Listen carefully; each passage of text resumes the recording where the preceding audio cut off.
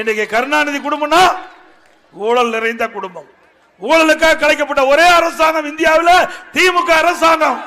Collection, commission, corruption, இதுதான் தாரக மந்திரம் திமுகவோட. நீங்க நிறைய எங்களோட நிறைய விஷயம் உங்களுக்கு தெரிஞ்சிருக்குது. தயாரா இருக்கிறீங்க ஓட்டு போடுறதுக்கு.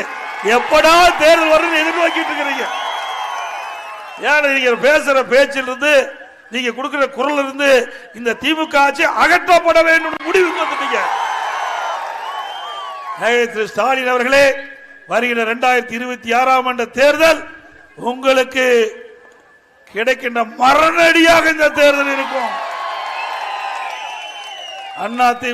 அதிமுக தலைமையிலே அமைக்கப்பட்ட கூட்டணி பெரும்பான்மை இடங்களிலே வெற்றி பெற்று மிகப்பெரிய வரலாற்றை படைக்கும்.